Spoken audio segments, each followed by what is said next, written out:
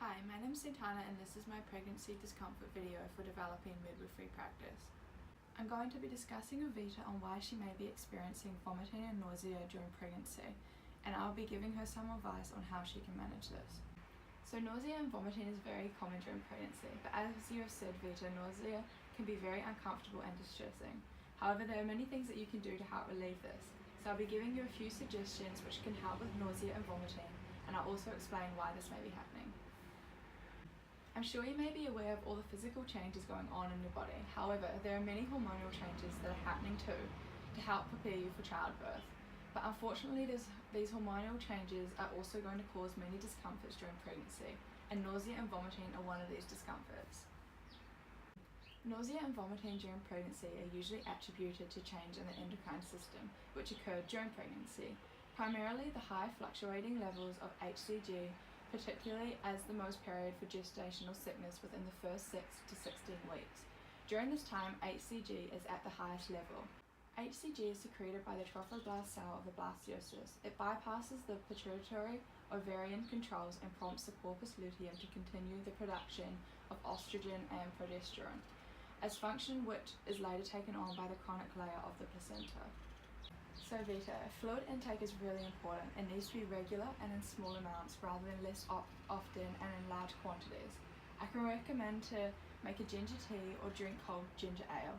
Ginger has been found to help stimulate the production of bile, which may help reduce vomiting. However, it is important for you to have fluid in your stomach, as if you were to drink on an empty stomach, it may cause enough gastric and you can get digestive distress. So if you are struggling to take these options, then it can be beneficial to suck on ice cubes made from water or fruit juice as an easy way to get your fluid intake. It is important for you to drink fluids to prevent dehydration, as dehydration is the main cause of admission to hospital for hyperemesis gravidarum.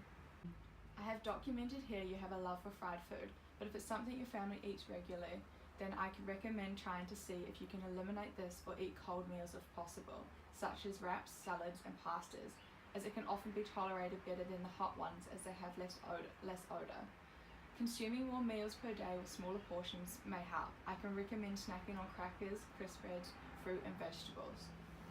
Now, as you mentioned, you want to know some strategies on how to cope with nausea and sickness with your highly stressful position as a teacher. I can recommend telling someone at work you trust. It can be really helpful to tell someone. It sounds simple, but just being able to share how you feel can make a huge difference. I also can recommend having a variety of snacks on hand. You can keep them in the staff room or in a drawer in the class, but make sure you snack throughout the day, anytime you can and feel able to, in case you can't later. Now, if you don't have a good water bottle currently, I can recommend purchasing one. This can save you trips in and out of the classroom, but it's something to have close to you to constantly sip on to remain hydrated. Now finally, make sure you listen to your body. Go with what you feel like will help at the point in time and eat the foods that seem appealing and that you can keep them down.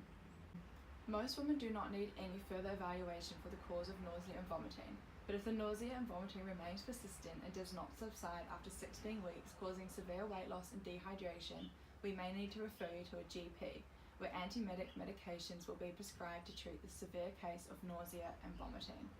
Levels of electrolytes, liver enzymes, and thyrotropin should be evaluated to rule out other medical causes of nausea and vomiting. However, this is a last resort as they can have side effects of their own. I do know that working while being nauseous and vomiting can be awful, so I will give you this brochure about managing nausea and vomiting. So do follow the advice given and hopefully some of the strategies I have given you today will help. Remember, this should pass in a few weeks' time, but if symptoms continue to persist after trying these suggestions, then we can discuss pharmaceutical antiemetic medications. Okay Vita, do try these suggestions, hopefully they are able to ease your discomfort.